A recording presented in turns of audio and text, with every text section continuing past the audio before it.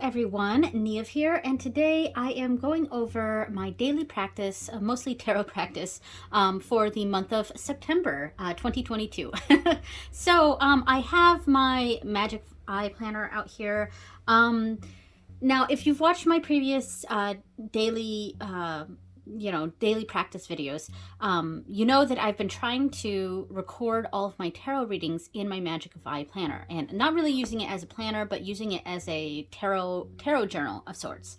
And I have to say, it's not really working for me. If you remember last month, I was saying that I had to go back and write all of the my daily draws for the morning and the evening in the book, all in like 1 or 2 days before my video, because what I've been doing is taking a picture of my morning readings, taking a picture of my nighttime readings, and then on that picture itself recording my information on it and just doing that. And the plan was to then transfer that to my journal, and I could maybe even elaborate on it or not. There's not really enough room in these spaces. This is from August here, but I only have small spaces for morning and night, right? So that's what I was trying to do.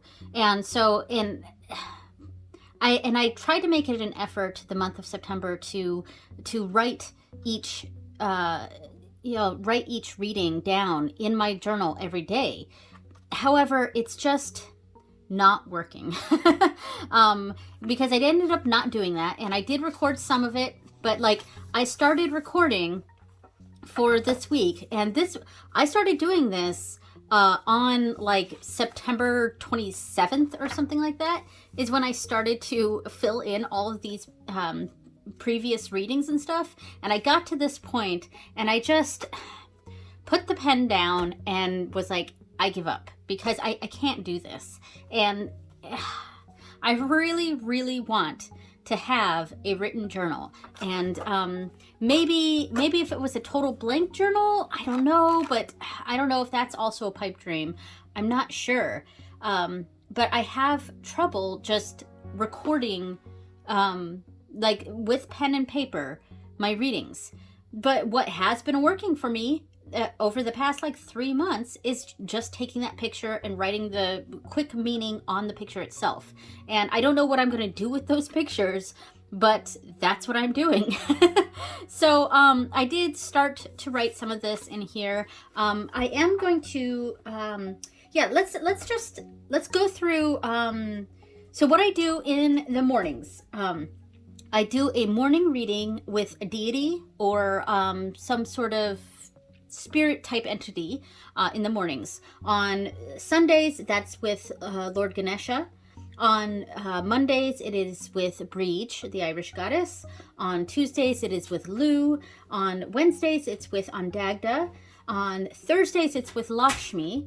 Fridays are my different spirit entity or being each month. For the month of September, it was ancestor readings, so doing readings with my ancestors in the morning. And then on Saturday is on Morrigan. So for Ganesha this month, sorry about the dog. She likes to wait until I turn on the camera to start barking at people walking by. So this month I used the Guardian of the Night Tarot for Lord Ganesha. And let me get this out. Here's the bag that I made for it. Now this is the independent version. It is not the mass market version. And I'm glad I have the independent version. I really, really love the backs on this. And I love the, sorry about the dog. I really love the cardstock of this. It's ever so slightly textured and not quite linen. It's not quite linen, but there is a very slight texture to it, which I quite like, and it makes shuffling this deck really nice. And the images on this deck are just absolutely wonderful. And I think maybe part of why this worked so well with Ganesha, and I believe I also used the same deck last month for Ganesha, is that The one of the things is that the colors, this like bright teal color of the backs, the cards themselves, the bag that I made for it, it really matches our bedroom. Our bedroom is a teal color, and is where a lot of my Indian spirituality stuff is. The Hindu spirituality is situated, is in my bedroom, and so my altar to Ganesha is there. So I do my morning readings there. So this teal color is very strongly associated to me for Ganesha and my other Hindu deities that I follow. But the other reason I think this deck worked out so well for Ganesha is the animals in this. There are a lot of mice, and because I was showing this one for a while. There's a lot of mice in this deck, and there's a lot of elephants in this deck, and of course I haven't come across an elephant yet, but because of that, like it just feels very connected to Ganesha, and this is not a deck that I'm going to dedicate to him. Because I may find I actually liked using it in a different setting. But I will say that this deck I got some really nice, lovely messages from this deck with Lord Ganesha. And this is a gorgeous card. Yeah, this deck is so beautiful, and I'm really glad I got the independent version and not the mass market version. Not that there's anything wrong with the mass market version, it's just I really like MJ Cullinane's the cardstock she uses for her independent decks a lot more than the cardstock for the mass market decks that she has, and I have 2 of her mass market decks. But anyway, so let's move on to the next one. So that was the Ganesha readings for Sundays, all of September. For Mondays is with Breege, or Bridget. I tend to call her Breege more than Bridget, only because my youngest daughter is named Bridget. So, and she was named after the goddess. But to help, when I'm doing my spirituality, to help differentiate in my mind, I do tend to call the goddess Breege. So for Breege, we used the Wonderworld Tarot, which was fun. This is definitely not a typical Breege deck for me. Here's a bag that I made for it, of course. I love this deck, and I mention this every time, but it has that rose petal finish that I believe everyone talks about, and I think it is because it feels like what rose petals would feel like. But so many people complain about that type of cardstock that it's hard to shuffle. But as you've just seen, I have absolutely no problem shuffling this. So I don't know if it's just this particular type of rose petal finish, or if I actually happen to like rose petal finish. The only issue is that it is a little bit difficult to slide it this way, which is how I do my readings. Now for Bridget, so for this deck, I think this one actually was good. I got pretty good readings from it. Surprisingly, this, I wasn't sure how it would go with this particular deck with Breege, but I don't know. It seemed to work out just fine. I mean, it wasn't like the greatest thing ever. There are definitely other decks that give me more of a Breege vibe, and where I feel like she's responding a little bit better to, or something like that. But I had she seemed to come through just fine with this, and I enjoyed the messages that I got from this. Some of them were quite insightful. So yeah, I think it worked out. Okay. Now, I'm not sure if I will use this for her again in the future, but we'll see. Maybe I will, maybe I won't. All right, so for Lou, I'm not going to pull this out. In fact, I'm going to pull out another one of the decks too. So for Tuesdays, I do a Lou reading every morning, and of course I use my Wise Dog Tarot. This is also an MJ Cullinane deck, mass market. And for Saturdays, so Tuesdays and Saturdays, I, of course, use my Crow Tarot for on Morrigan. This is both of these are my typical decks for those deities. So that's why I'm not going to pull them out. You guys have seen these a million times. Yeah, and I still have yet to formally dedicate this deck to Lou. But yes, so theirs was Tuesdays for Lou and Saturdays for On Morgan, and the typical decks that I use for them. Now, for Wednesdays, I used, this is for Ondagda, and I used the So Below Tarot, the Book of Shadows So Below Tarot. Now, this deck is kind of my go-to for like everyday readings, for just quick everyday like life readings. And a lot of that's because the imagery in this deck, while quite pagan or witchy, however you want to look at it, it's also very mundane, very everyday, it's very clear in the images what's happening. And because of that, this is a deck that I really love to use for like my personal life. It's one of my favorite decks, and it's got such a down-to-earth vibe to it that I thought maybe I could try to use it for my morning readings with Ondagda. And I have to say, I don't think it worked. I don't think this deck jives with Ondagda at all.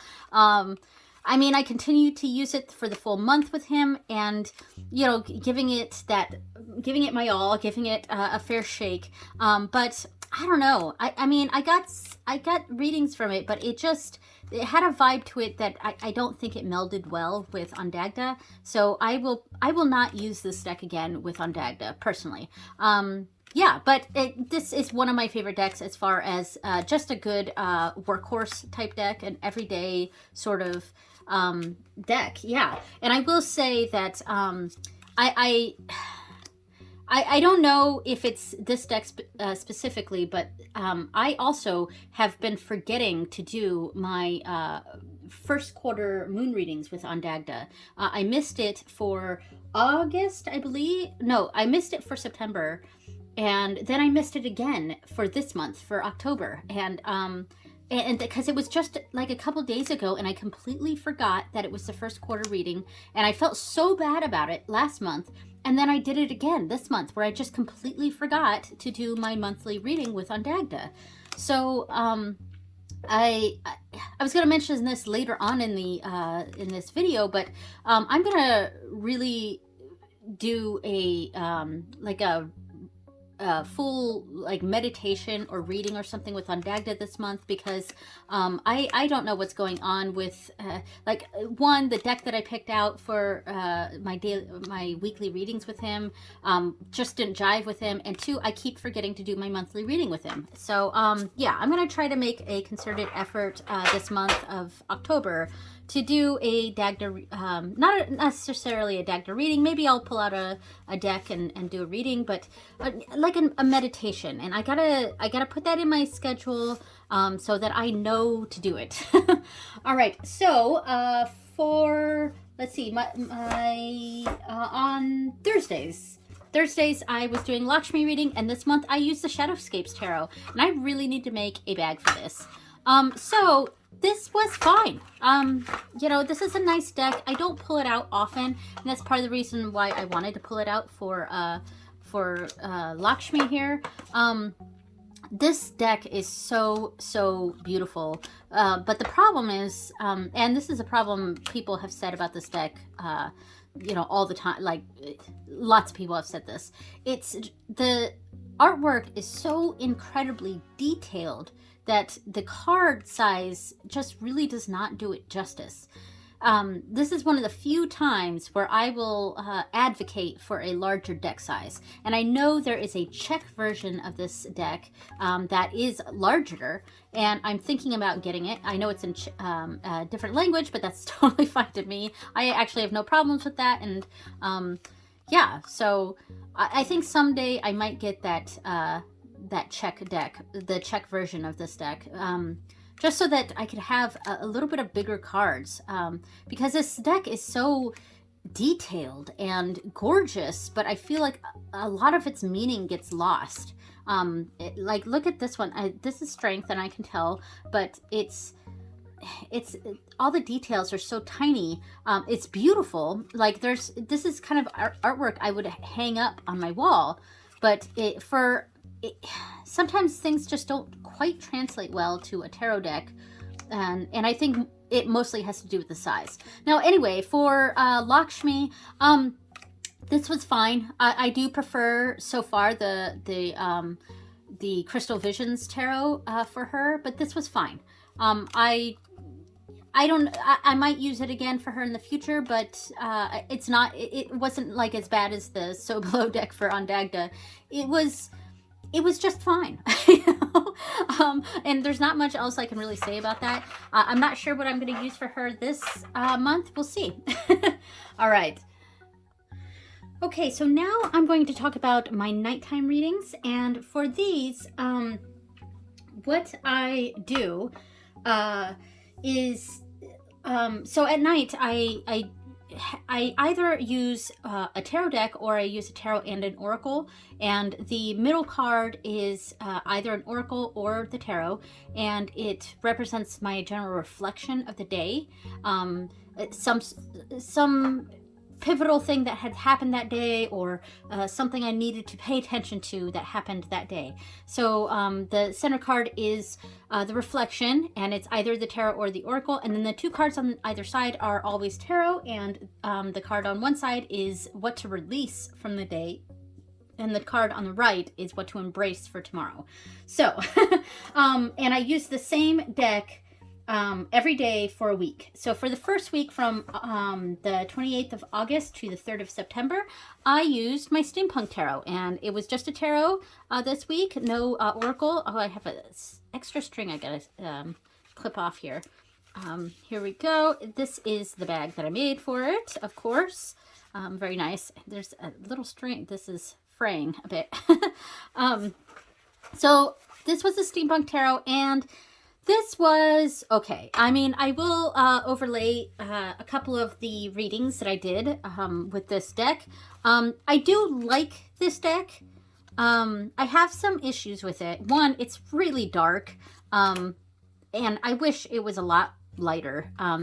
It's a little too dark. I also feel like it's a similar issue as the Shadowscapes, where a lot of the things are a lot of the cards are very detailed, and I think this is one of the few decks that I think would benefit from a larger size, and also no borders. Even though these are black borders, so I have less issue with them than white borders, but I don't know, it's in a way the black borders almost make this feel darker. But I will say, I really, really like this deck, but I didn't fully connect with it the week that I used it. And I think I want to try to connect with this deck more on a one-by-one basis. We'll see. It is nice. I wish there were more, people of color in this deck. It's pretty much all just, pale faces, and that's fine. It's just I don't know, the steampunk theme, it's so the culture is so wide reaching that I just wanted that to be reflected in the cards, and it's not really. So that's kind of my negative of this deck. There's not enough diversity, but it is a deck I enjoy. It's just I didn't really connect with it the week that I used it this month, but who knows? Maybe I'll find a better connection with it in the future if I really try to use this deck more and get to know it more. All right, so for the next week, from the 4th of September to the 10th of September, I used the Hush Tarot, and this was really nice. This is the bag that I made for it. Very lovely. I think it matches the feel of the deck quite well. What do you think? So this deck is, this one was a new one for me. In fact, 3 out of the 5 decks that I have here for my weeklies were new decks, and that's why I used them, because they were new decks. So this deck, the backs are very interesting. I don't like that it says Hush Tarot on it, though. I feel like it's trying to be sort of that apothecary look, which I like, but I don't know. The backs are meh for me, but this deck is one that I definitely have to get to know this deck because this was a bit of a tough reader for the week that I used it as my nighttime reflection readings. It's a lovely deck. Very Fey energies to me, and in fact I was thinking that I might use this deck for Fey type connections.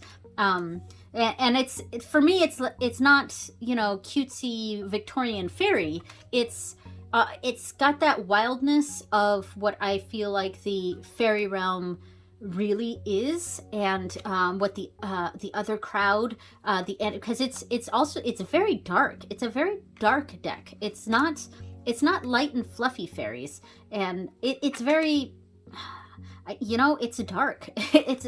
There's a lot of death in this deck. There's a lot of mischievousness, and even the cute cards, they're kind of spooky. You know what I mean? I would actually put this in an October, like a Halloween Samhain type grouping, honestly, because there is something creepy and mysterious about it, and it does feel very Fey to me. I do have an issue with this card, though. This is the Three of Pentacles, not the Three of Cups, even though there's a cup on it. And I wondered if maybe I just had an incorrect copy, because this straight up looks like the Three of Cups to me. But no, well, you read the book and this is definitely the Three of Pentacles, but it doesn't quite match with the Three of Pentacles vibes. It looks very much like a Three of Cups, and you know, I don't know how to it's gonna take a while for me to get over that with this deck. But I will say this is definitely a deck. Ooh, look how creepy that card is. This is definitely a deck I need to do a deep dive on, and this is the Three of Cups, which I can get the energy from that. It's okay, but this is definitely a deck that I need to do a deep dive of. And yeah, but the week that I used this as my bedtime reading deck, it was good. I mean, like I said, I need to get used to this deck more, and I feel like this is a deck I need to study more before I could really get the most out of it. So that was that week. Okay, tying that up. All right, so for the next week, this was the week of the 11th of September through the 17th of September, and we used an Oracle deck finally this week. So here is another new deck of mine. Here is the Oracle, which is an old one. I keep it in this box, though I would like to get a box for this, I think, because I don't really like, I mean a bag for it. I don't really like keeping it in the box, even though it does make the cards smell of cedar, which is nice. But yeah, I definitely want to make a bag for this deck. So of course, this is the Fairies Oracle, and I paired it with one of my new decks, and I have a walkthrough of this deck on my channel. That is the Transient Light Tarot. I want to make sure I'm in frame there. I think I am. So the Transient Light Tarot, I love the bag that I made for it. It matches so well. It really connects to that, the Keeper of Cups, something like that, which is the Queen of Cups for this deck. It matches with that very well. So this grouping was really nice. I loved this grouping a lot. And let me just put the extra stuff in here. All right. So, I mean, it seems like maybe these two decks wouldn't go together very well because they're so unique and different. But let me just shuffle this because I think this was... There we go.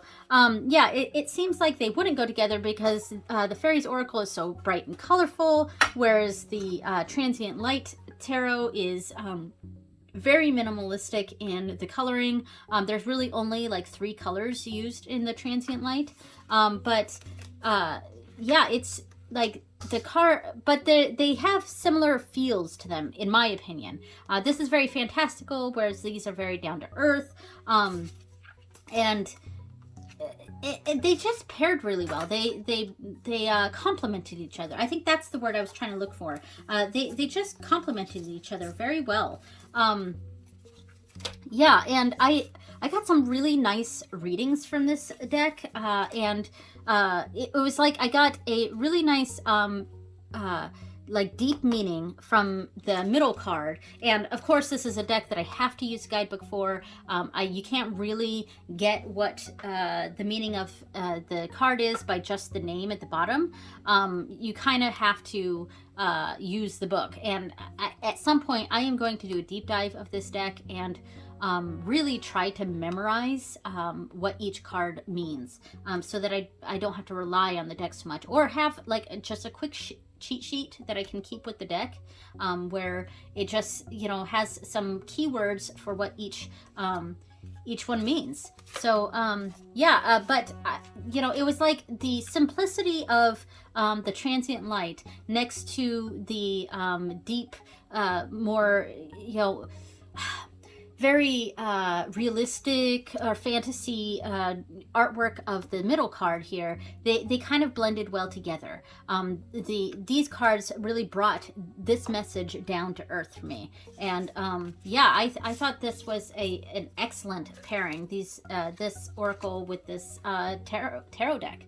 And I could keep talking about it, or I can move on to the next one, which is what I'm gonna do. All right. I will say though, real quick, before I put these away fully, I really dislike this cardstock though. Like, I really like this deck. There's a lot to it. I love the simplicity of it. It really speaks to me. This has been one of my favorites of the new decks that I brought in, but I cannot stand the cardstock. It is just too thick, and I can't shuffle this deck like normal. Because the cards are so thick, my tiny hands can't really wrap around them. And then they don't bend very well, so I can't really riffle it as nicely as I normally do. So this is a deck that I have to overhand shuffle, which is not my preferred mode of shuffling, but it is what it is. All right. Okay, so my final weekly nighttime reading was for the week of 18 September to 24 September, but actually I ended up using this for 2 weeks because I love this deck so much. This is a brand new deck of mine. Here's the bag that I made for it. I did do a walkthrough of this, but it's not going to be out until next week.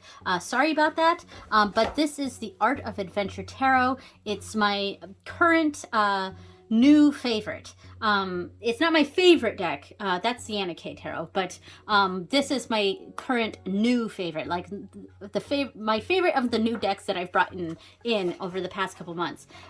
This deck is so awesome. Like, I mean, and first of all, look at how great the bag turned out. I'm super happy with the bag here. But yeah, so this deck is so fun. Look at the edging, really cool. It's such an interesting art style, and it's an RWS clone, so there's nothing like spectacular about it. It's not like you're getting anything really new with it. And I kind of just, when I got this deck, I sort of thought it was just going to be a fun addition to my collection. And it really is, and you know, I figured it was just going to be a cool, fun take on the RWS, and nothing really all that interesting about it.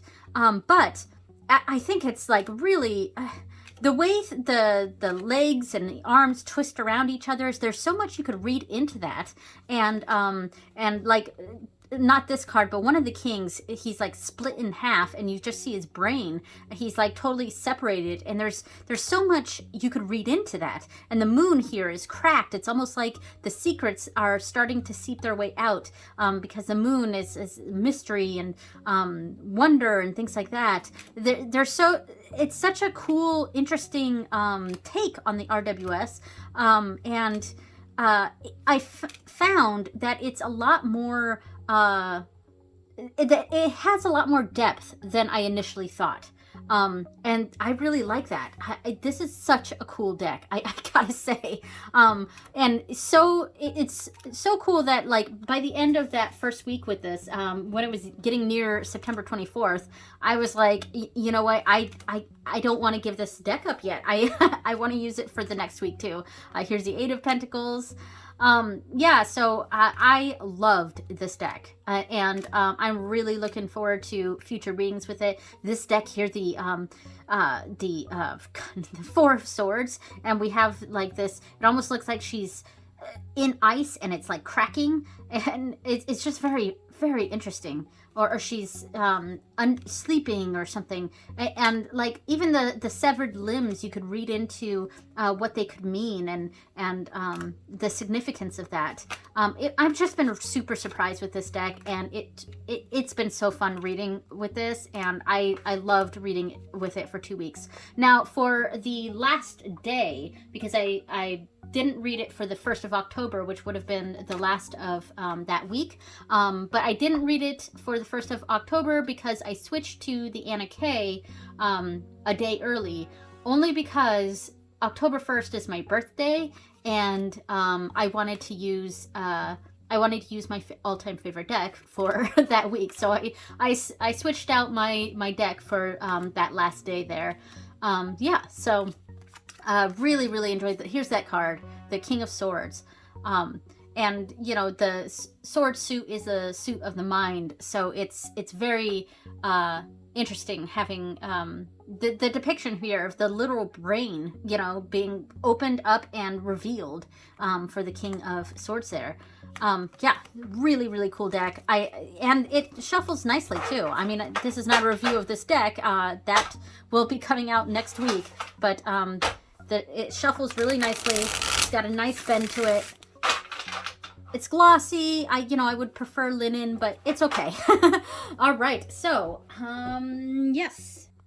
Now for my monthly readings, I do a monthly reading for the new moon, which I do for On Morrigan, the first quarter, which is supposed to be for Ondagda, but like I said, the past 2 new first quarter moons, I have forgotten to do a reading with Ondagda, and then a full moon with Breach, and full moon reading with Breach, and a third quarter reading with Lou.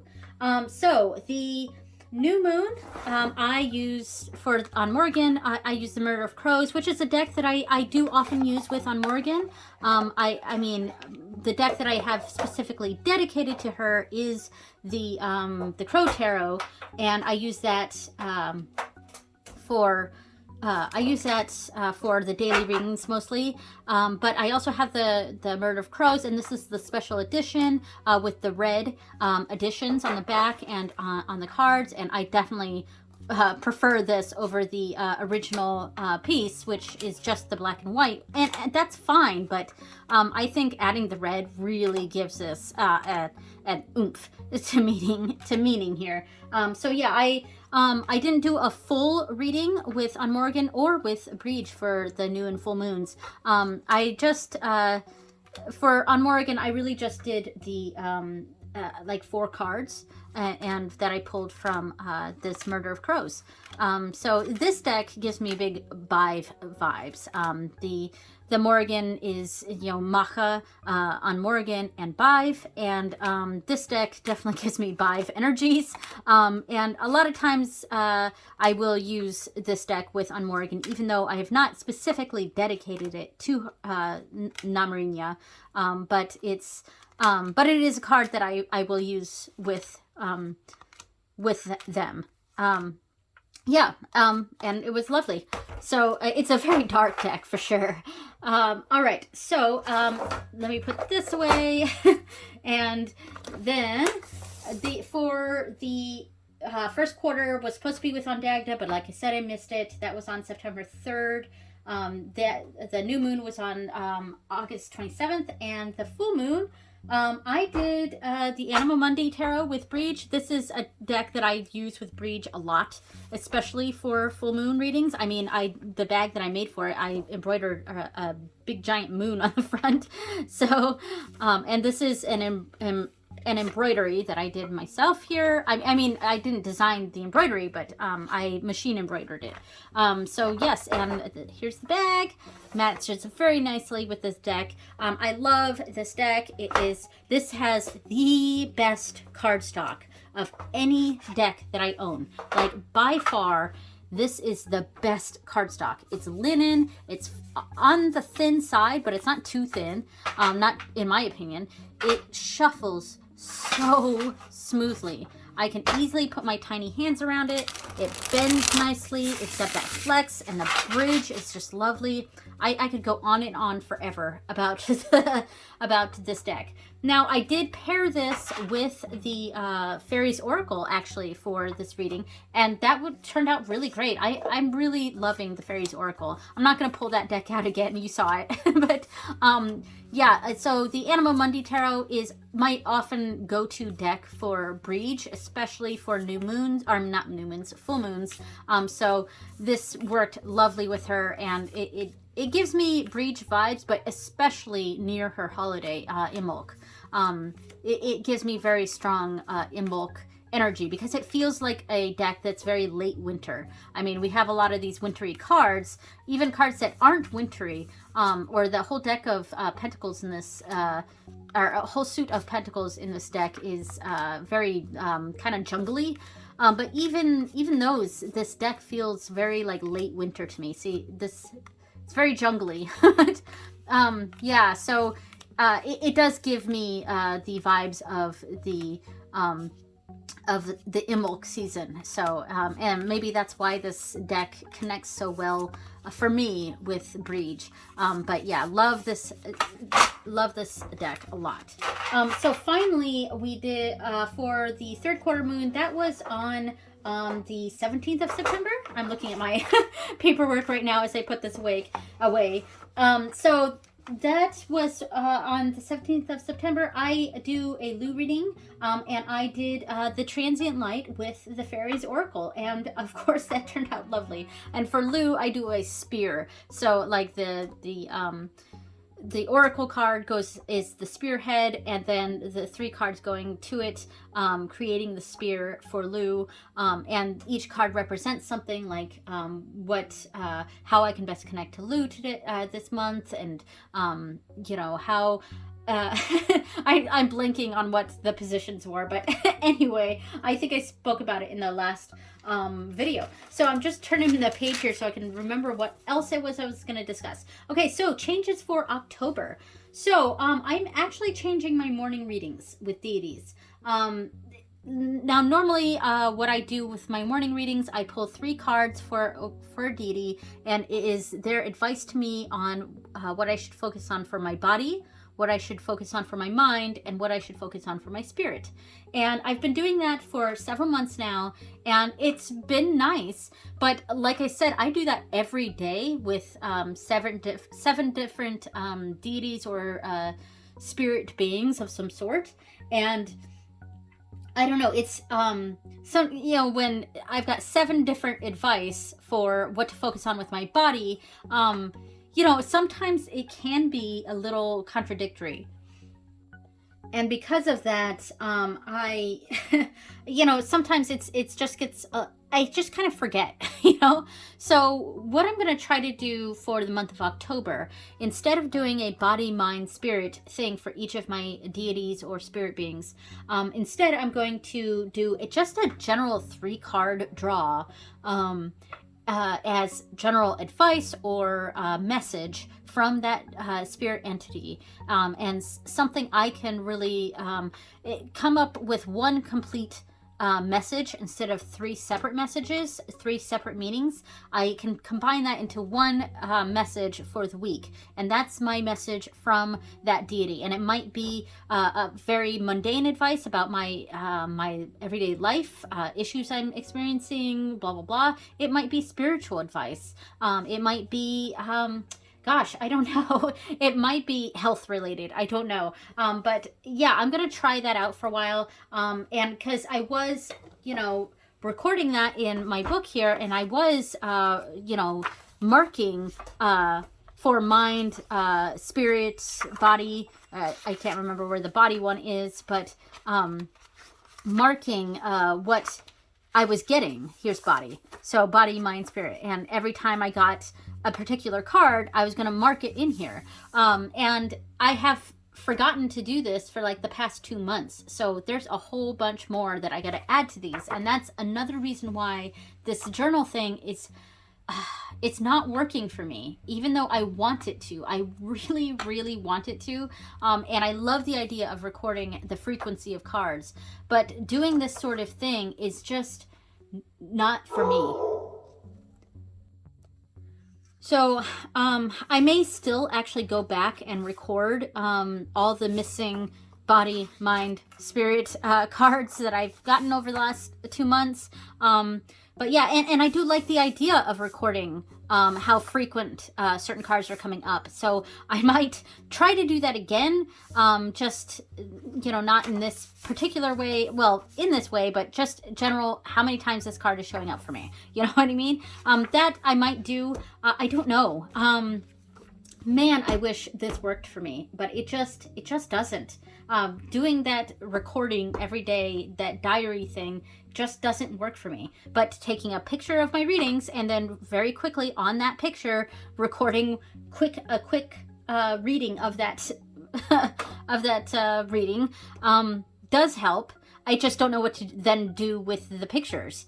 And I was uploading them to my Google Calendar because I've been using that as a planner more frequently, which is working better than my regular planner. But that kind of went to the wayside. And a lot of that is because the Google Calendar, it just does not... It's got its issues, and it's difficult to attach a picture to things. Yes. Okay, so another thing that's changing for my Friday readings, because the last 2 months I've been doing ancestor readings for my Friday morning readings. In October, I have decided to go back to doing readings with Angus, the Irish god. So yes, for the month of October, I will be doing readings with Angus on Fridays. And again, I'm going to do a Dagda meditation sometime this month. I need to put that in my calendar so that I remember to do it. And yeah, and also for something to look forward to for the month of October, I will be, since my birthday was October 1st, I will be doing a birthday haul of the things that I've gotten. And I've gotten some things so far, but my actual birthday party is not until mid-October. Just scheduling, that's how it happened. So I will be getting some prezzies, and I'm sure it's going to be tarot and witchy related, some of them. So I'm looking forward to doing that haul. All right, thank you so much for watching, everyone, and I will see you next time. Bye!